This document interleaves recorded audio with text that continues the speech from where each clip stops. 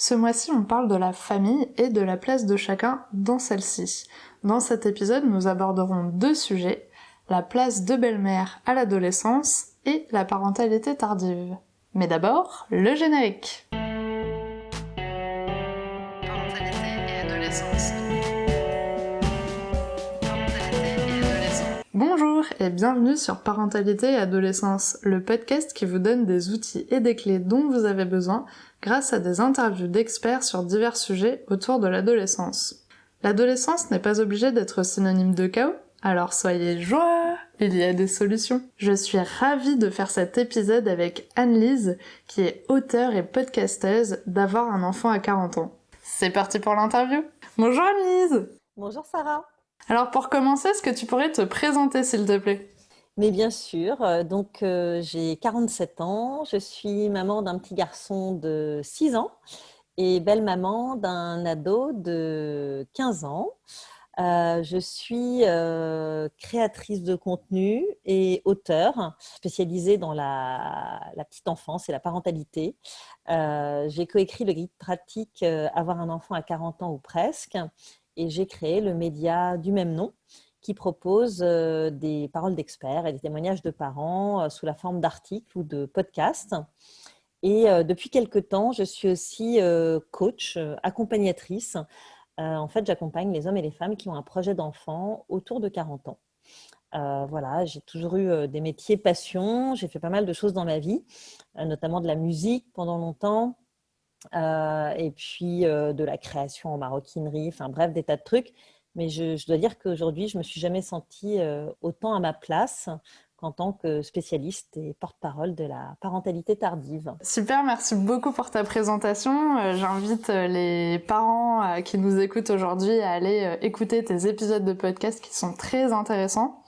Et on va commencer par ton statut de belle-mère. Alors comment tu as pris ta place au sein de cette famille ? De façon assez naturelle et assez fluide. J'avais pas du tout de préjugés par rapport au fait de rencontrer un homme qui avait déjà des enfants. Du coup, quand je me suis retrouvée dans cette situation, j'ai vécu la chose de façon assez spontanée. J'ai eu la chance que la connexion se fasse assez bien, assez rapidement avec mon beau-fils, qui était un petit garçon donc, de 3 ans et demi à l'époque. Qui m'a accueilli les bras ouverts, avec beaucoup d'amour, beaucoup d'empathie. Voilà, il y a tout de suite eu un feeling entre nous. Alors, est-ce que c'était parce que c'était un garçon et qu'il était très jeune ? Ça, je ne sais pas, ça a peut-être aidé. À aucun moment, on s'est retrouvés en compétition avec, par rapport à son père, tu vois, voilà, alors qu'ils avaient une relation quand même assez fusionnelle.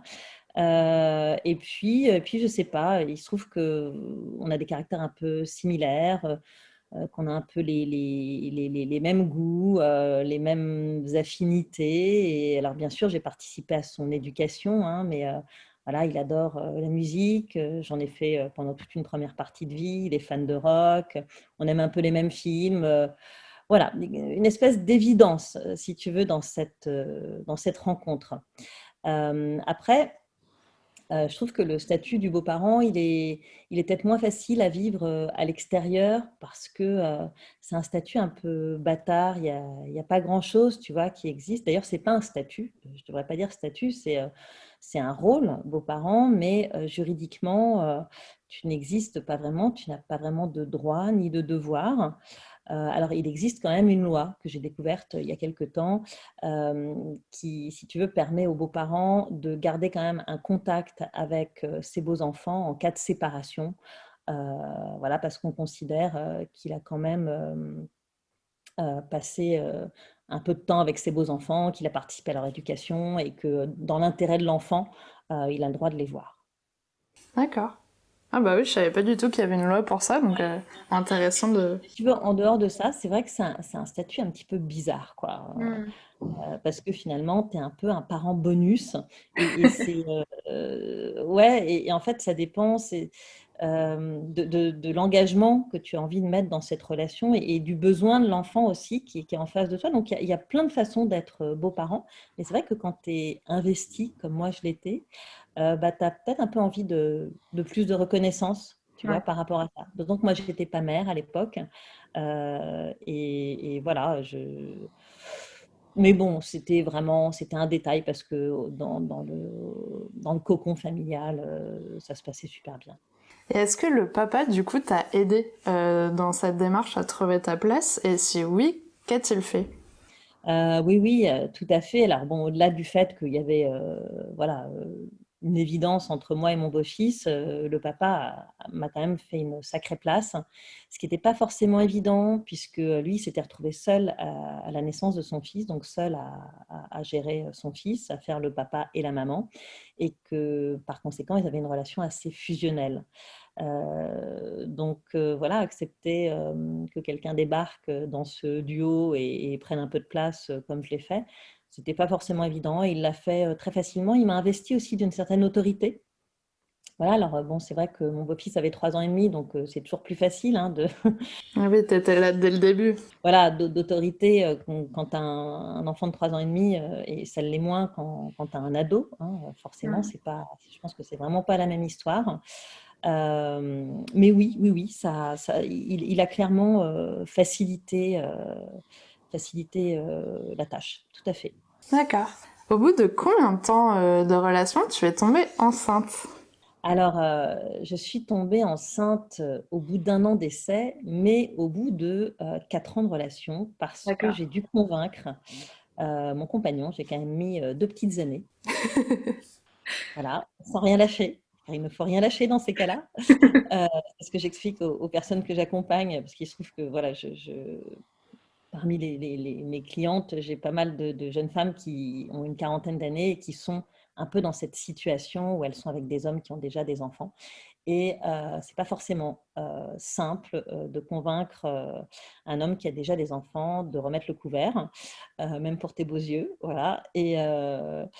Et donc, ça m'a pris un petit peu de temps. Et ce qui était compliqué, si tu veux, c'est que pour lui, bon, en dehors du fait qu'il avait eu une première expérience un peu traumatisante à la naissance de son premier enfant et qu'il avait peur de rejouer le même scénario, que la grossesse se passe pas bien ou qu'il y a un postpartum, voilà, puissance 10 000 à la sortie et que ça finisse par une séparation, ce genre de choses.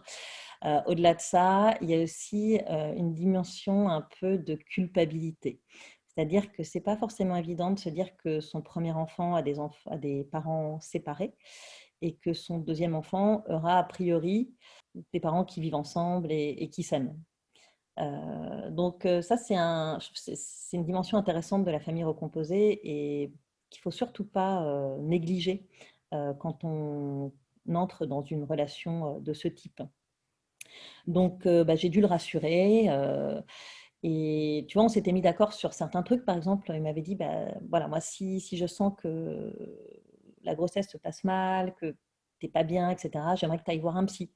Donc, je m'étais engagée à ça. Je lui ai dit, écoute, oui, il n'y a pas de problème. Ça ne me dérange pas du tout. Je peux même faire une séance comme ça, même quand ça se passe bien. Pourquoi pas ça n'a jamais fait de mal à personne. Bon, voilà, en plus, moi, je suis plutôt ouverte, de par mon métier aujourd'hui, mais j'ai toujours été ouverte à ça. Voilà, et puis je suis tombée enceinte au bout d'1 an d'essai, ce qui était très correct à 40 ans. J'ai arrêté la pilule à 40 ans.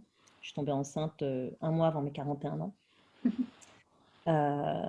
Voilà, j'ai vécu une grossesse tout à fait correcte, je te dirais, avec bah, les petits mots de la grossesse, avec bien sûr des petits désagréments, mais sans problème majeur. Et puis surtout, en étant très heureuse d'avoir cette chance d'être enceinte à 40 ans, parce que j'avais quand même un peu le sentiment d'avoir de la chance, même si j'étais moins consciente qu'aujourd'hui bah, de toutes les problématiques qui peuvent se présenter à 40 ans pour faire un enfant. Mais j'étais très contente d'être enceinte et je me disais, bah, t'es enceinte, t'es pas malade, ça va aller, quoi. Et du coup, comment vous avez annoncé la nouvelle à ton beau-fils? Est-ce que vous l'avez impliqué durant la grossesse? Comment ça s'est passé pour lui, du coup, cette nouvelle arrivée dans la famille? Écoute, on a fait très attention à ça. C'était hyper important pour le papa et j'étais complètement d'accord avec lui sur le fait qu'il fallait l'impliquer au maximum. Il avait 9 ans, mon beau-fils, donc c'est un âge intéressant, tu vois, où tu es conscient de pas mal de choses et tu as la capacité à t'impliquer dans beaucoup de choses. Donc, il a été le premier prévenu de cette grossesse. On lui a annoncé un soir, on était au resto et je me rappellerai toujours, il nous a dit ça avec cette espèce de grande maturité d'enfant de 9 ans. Mais je trouve que c'est une très bonne nouvelle. Voilà, très bonne nouvelle que je sois enceinte et qu'il ait un petit frère et ça avait l'air sincère en tout cas. Voilà et on l'a fait participer au choix des prénoms. Super. On a fait une shortlist, on avait chacun notre prénom. Bon, finalement, c'est le prénom du papa qui a été choisi, mais voilà. Ouais, au moins, il s'est senti impliqué de A à Z pendant tout le processus. Ouais, tout à fait. Et puis voilà, et tu vois, il voyait mon ventre s'arrondir, il me posait des questions, on passait du temps ensemble. Encore une fois, c'était, ouais, il y avait quelque chose d'assez fluide dans le process, quoi. Et bon, il nous a aidé à préparer la chambre aussi. En tout cas, c'est toujours beaucoup de communication dans votre famille, que ça soit avec le papa ou avec ton beau-fils. À chaque fois, le mot d'ordre de la famille, c'est vraiment de communiquer et que chacun puisse s'exprimer. Et tu vois, je pense que c'est d'autant plus important dans une famille recomposée où tu as quand même un équilibre toujours un peu fragile. C'est pas toujours évident de trouver sa place, même quand ça se passe bien. Et du coup, parlons un petit peu d'éducation maintenant. Est-ce que vous étiez d'accord avec le papa sur des grands principes avant l'arrivée du bébé? Et est-ce qu'il y a eu des différences par rapport à l'éducation qu'avait reçue ton beau-fils? Alors oui, oui, nous étions d'accord avant et beaucoup moins après. Et donc oui, ça a été un sujet. Ça l'est toujours un peu aujourd'hui, mais on est voilà plus apaisé. Chacun a mis l'eau dans son vin. Mais oui, c'était pas forcément évident. En fait, il y a eu deux choses. Bah, la première, c'est que je ne suis pas devenue la mère que je pensais être avant de tomber enceinte. Voilà, on s'était mis d'accord sur des principes d'éducation plutôt classiques, assez autoritaires, enfin, entre guillemets autoritaires, mais si tu veux, hérité bah, de l'éducation qu'on avait reçue, l'éducation des années 70, 80, où l'enfant a une certaine place, mais il n'est pas forcément au cœur de tout. Et puis, j'ai lu des livres. Voilà, j'ai lu des livres. Il se trouve que je travaillais aussi pour le site Côté Bébé, à cette époque-là, qui était un portail dédié à la petite enfance. Donc, j'étais pas mal en contact avec des professionnels de la petite enfance, avec des mamans. Je lisais pas mal de témoignages, j'allais sur les forums, je me renseignais en fait. Et c'était, à l'époque, on parlait beaucoup de l'éducation bienveillante, de l'éducation positive. C'était, faut quand même remettre les choses dans le contexte, hein, parce que ça va très très vite, les courants éducatifs. C'était il y a 7 ans, du coup, puisque mon fils en a 6. Et on en parlait beaucoup sans avoir le recul qu'on a aujourd'hui sur ces courants éducatifs qui ont quand même laissé quelques parents sur le bord de la route, voilà, et dont on revient un peu parce que bah, c'est super sur le papier. Dans la pratique, c'est quand même pas forcément évident et ça peut vite te mener au burn-out. Donc voilà, moi je prenais ça un peu pour parole d'évangile, tu vois. Et à un moment, j'ai dit, mais non, mais en fait, on se trompe. Enfin, c'est ça qu'il faut faire, c'est ça qu'il faut mettre en place. Et du coup, ça a été un peu la douche froide pour mon compagnon qui s'est senti un peu trahi, à juste titre, hein, parce que voilà, c'est quand on avait discuté d'avoir un enfant, etc. C'était quand même, ça faisait pas, c'était une dimension importante. Oui, t'avais un peu changé les règles du jeu au final. Voilà, moi voilà, exactement, un peu, alors je dirais pas malgré moi, mais c'est vrai que quand tu tombes enceinte et que tu deviens mère, bah, il y a des tas de choses qui s'opèrent et tu pas forcément tout à fait la même qu'avant. Euh, et du coup, oui, on a eu, bah, ça a été un sujet, on a eu des discussions, on a eu des tensions, on n'a pas été d'accord. Et puis au final, ça s'est apaisé. On a accepté aussi, si tu veux, déjà, moi, je suis revenue un petit peu sur voilà, c'est ce courant éducatif. J'ai aussi essayé, je n'ai pas forcément réussi.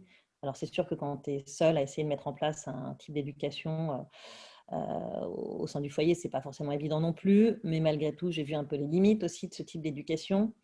Donc, j'ai fait un peu marche arrière.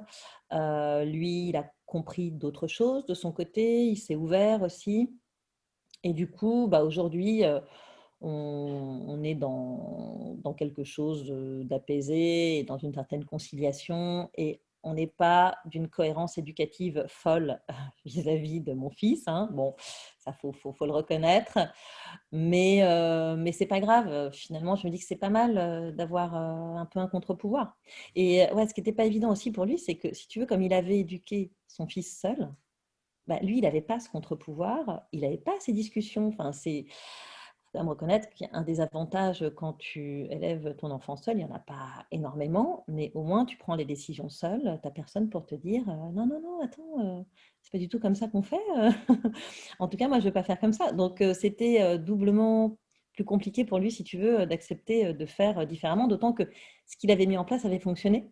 Ouais, Ouais. mon petit-fils était plutôt un petit garçon sage, sympa. Voilà. Oui, du coup, toi, t'es arrivé avec de nouvelles idées que lui avait pas forcément encore expérimentées, donc ça l'a un petit peu perturbé, mais ce qui est bien, et moi, ce que je retiens en tout cas dans cette histoire, c'est que chacun a su aussi se remettre en question, écouter aussi l'autre, et puis faire un pas à chaque fois pour que ça fonctionne. Donc maintenant, si voilà, vous êtes pas forcément tout le temps d'accord, vous arrivez quand même à avancer dans une direction quand même ensemble et ça c'est quand même super. Oui, oui, tout à fait. Et puis mon fils grandit aussi, donc je dirais que c'est plus simple aussi, je trouve quand même. Moi, j'ai trouvé que c'était dur, que l'éducation, si tu veux, autour des 2, 3, 4 ans, n'était pas simple, quoi. Enfin, Et du coup, comment ça s'est passé entre les garçons parce qu'ils ont un petit peu d'écart quand même tous les deux et le fait que du coup ton fils arrive à un moment donné concrètement dans la famille, comment ça s'est passé pour ton beau-fils? Est-ce que ça s'est bien passé? Est-ce qu'ils s'entendent bien maintenant?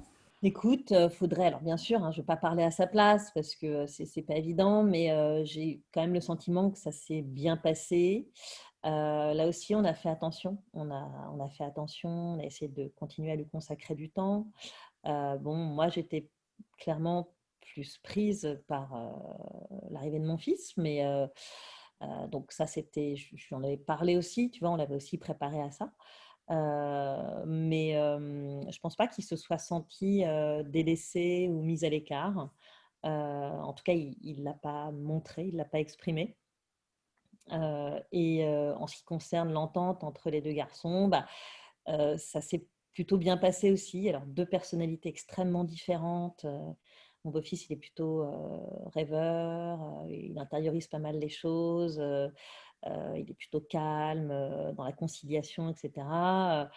Mon fils, beaucoup plus dans le concret, dans l'action, avec un caractère assez trempé aussi. Donc, c'est un peu le jour et la nuit, mais ça fonctionne. Ça a toujours fonctionné. Alors là, mon beau-fils a 15 ans, donc il est aussi dans l'adolescence. C'est un super ado, on en parlera après. C'est plutôt un ado assez mature, etc. Mais il a aussi besoin de temps pour lui. Il a aussi besoin de s'enfermer dans sa chambre et d'écouter de la musique. Donc, si tu veux être sollicité par un petit garçon de 6 ans pour aller jouer dans sa chambre, bon, c'est moins. Voilà, ils jouent peut-être moins ensemble qu'il y a 3-4 ans. Mais il y a beaucoup, beaucoup d'amour, beaucoup de transmission aussi. Il a su prendre ouais, son rôle de grand frère et mon fils est assez béat devant son grand frère. Enfin, voilà, ça reste un modèle, un grand modèle, tu vois, avec beaucoup d'années d'écart, mais ça fonctionne en fait. Donc quoi qu'il arrive, globalement tout se passe plutôt bien pour leur entente en tout cas. Ouais, moi, je reconnais que j'ai une expérience de famille recomposée qui est plutôt Positif. réussie. Et c'est important de le dire parce qu'on pointe souvent, tu vois, les aspects compliqués de la famille recomposée. Et voilà, ça peut bien se passer aussi. Et alors, comment tu te sens maintenant en tant que belle maman d'un ado à 47 ans? Et comment tu imagines un petit peu l'adolescence de ton fils, du coup? Bah, écoute, alors, Mon beau-fils, c'est peut-être pas un ado tout à fait comme les autres, il a une grande maturité. Alors, sans raconter sa vie, parce que c'est vraiment des choses qui lui appartiennent, il a vécu une expérience assez douloureuse. En fait, à 14 ans, il a appris qu'il était atteint d'une maladie mortelle. Il a été hospitalisé 8 mois, il s'en est sorti. Mais autant dire que, en termes de maturité, là, il a explosé tous les compteurs et que c'est pas forcément l'ado standard. Donc, il est plutôt facile à vivre. On n'est pas confronté à une grosse crise d'adolescence. Alors, évidemment, il a ses lunes, hein, il a ses hormones. Bon, il y a des slips qui traînent dans l'appart. Enfin, je veux dire, voilà, on est quand même. Et je dirais heureusement, quoi. On est quand même dans l'adolescence, il n'y a pas de doute pour ça. Mais il est plutôt sympa et ouais, le quotidien n'est pas compliqué. Tu vois, on a plutôt des échanges super intéressants. Il s'intéresse à pas mal de choses. Il me fait découvrir des groupes. On va voir des films ensemble. Il se pose aussi beaucoup de questions. On parle de son avenir. Enfin, je dirais que c'est assez enrichissant. Moi, je me sens assez chanceuse, tu vois, de pouvoir vivre cette adolescence-là à 47 ans et d'avoir plus tard une autre expérience. Alors, ouais, je me pose des questions, forcément, hein, parce que bah, clairement, hein, si je calcule, moi, je serai entre 55 et 60 ans, si tu veux, quand mon fils sera l'âge de mon beau-fils. Est-ce que je serai encore à la page? Est-ce que j'aurai aussi encore l'énergie d'affronter, tu vois, peut-être une crise d'adolescence qui sera plus costaud, parce que parcours plus classique. Je sais pas. Et puis, bah, au fond de moi, il y a une petite voix qui me dit que quand même, j'ai mis en place une relation de confiance avec mon fils depuis le début et que voilà, il n'y a pas de raison que le lien se casse juste parce que c'est l'adolescence et que c'est un moment compliqué. Et je me dis que j'essaierai de l'appréhender de façon positive en étant dans la communication, parce que jusqu'ici, bah, c'est surtout ça qu'on a mis en place avec le papa et ça a plutôt bien fonctionné, quoi. Oui, je pense que vu que vous parlez déjà beaucoup depuis le début, globalement, cette adolescence, malgré le fait qu'il ait vécu une expérience un petit peu douloureuse, je pense que il aurait peut-être pas vécu cette expérience, ça se serait peut-être aussi bien passé parce que vous êtes quand même dans la communication et il aurait pris le temps d'échanger avec toi quoi qu'il arrive. Donc globalement, ça se serait quand même passé de la même façon. En revanche, t'as expliqué quand même que ton fils avait l'air d'avoir un caractère un peu plus costaud et peut-être que l'adolescence doit être plus dynamique. Et tu sais, ça va nous donner ce petit coup de boost, hein, voilà, au moment où peut-être voilà, tu étais un peu en mode plus cool ou peut-être en descente, je ne sais pas, mais oui, oui, ouais, ça va être une autre expérience. Mais c'est vrai que moi, alors, quand je fais des podcasts et que j'interviewe des mamans quadras ou des mamans qui ont des enfants un peu plus âgés que le mien, je pose souvent cette question et on est toutes là un peu à se demander Fouhou, comment cela va se passer. Euh, non, mais je pense voilà, il faut se faire confiance et puis ouais, vraiment établir une relation de confiance, c'est hyper important dès le début. Et puis après, on gérera quoi, tu vois, si ça tourne mal. T'auras sûrement déjà lu plein de bouquins pour t'aider à repartir sur de nouvelles bases. Plein de bouquins, ouais. Du coup, on arrive à la question pour les auditeurs. Est-ce que tu as un message à transmettre aux parents qui nous écoutent aujourd'hui? Euh, c'est un peu ce dont j'ai déjà pas mal parlé, mais voilà, essayer d'établir une relation de confiance dès le plus jeune âge, en écoutant son enfant, en le respectant, tout en mettant un cadre. C'est hyper important parce que le cadre, c'est aussi quelque chose qui construit, qui rassure. Donc, réussir à trouver cet équilibre entre voilà, bienveillance et une certaine forme de discipline aussi. C'est pas forcément hyper simple à faire, hein, mais ça vaut le coup de mettre un peu d'énergie là-dedans. Pourquoi pas de se faire aider aussi. Aujourd'hui, il y a beaucoup beaucoup de choses dans le coaching parental, beaucoup de choses intéressantes et pourquoi pas voilà, prendre quelques cours pour essayer de trouver un peu la façon de faire qui, pas forcément la meilleure, mais qui nous correspond le mieux. Et puis, pas hésiter aussi à remettre un peu en question ses principes, ses croyances. Voilà, ce serait peut-être ça que j'aurais à faire passer comme message aux parents et notamment dans le cadre de ce podcast qui est beaucoup dédié à l'adolescence. S'accrocher et communiquer.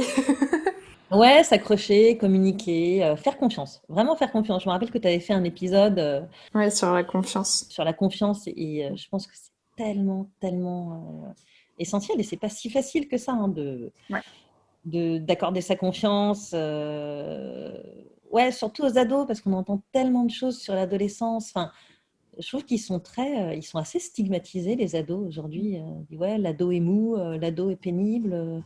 L'ado ne se lave pas, l'ado dort beaucoup trop. Enfin, ouais, bon, je sais pas, peut-être faire un petit pas de côté, prendre un peu de recul et se dire que bah, déjà, il y a peut-être tout un tas de raisons à ça. Essayer de les comprendre et essayer de l'accompagner aussi, quoi. Et pour finir, où pouvons-nous te retrouver sur les réseaux ? Eh bien, écoute, je suis sur Instagram sous le nom de Avoir un enfant à 40 ans, sur Facebook aussi.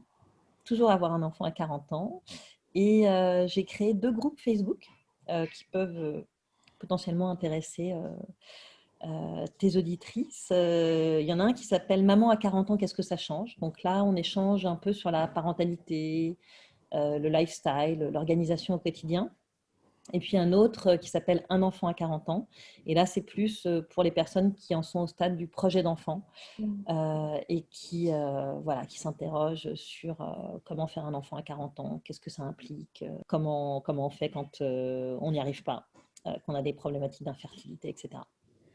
Super. Bon, dans tous les cas, moi, je mettrai tous les liens dans la description de l'épisode, comme ça, tout le monde pourra les retrouver très facilement. En tout cas, merci beaucoup d'avoir accepté mon invitation sur le podcast. Je suis ravie d'avoir fait cet épisode avec toi.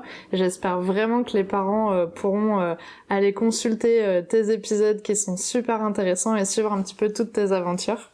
Merci Sarah, bah, merci beaucoup. Moi, je suis ravie d'avoir participé à ton podcast. On s'est croisés sur les réseaux il y a quelques mois et ça m'avait vraiment interpellée, parentalité et adolescence, parce que je trouve qu'on parle beaucoup de la petite enfance, qu'il y a beaucoup de choses qui sont faites pour, voilà, bah, justement pour les enfants, les très jeunes ou les pré-ados, on va dire, hein, jusqu'à 8-9 ans. Et puis après moins, alors que c'est une période qui est quand même super délicate. Et voilà, je pense que les parents ont besoin d'être accompagnés, informés, rassurés sur tout ce qui peut se passer. Donc, bravo à toi aussi pour cette super initiative. Et puis, longue vie à ton podcast. Merci beaucoup. Merci d'avoir regardé la vidéo jusqu'au bout, j'espère qu'elle vous a plu. N'hésitez pas à la partager auprès d'un parent qui pourra en avoir besoin. Et on se retrouve la semaine prochaine pour un nouvel épisode. À bientôt!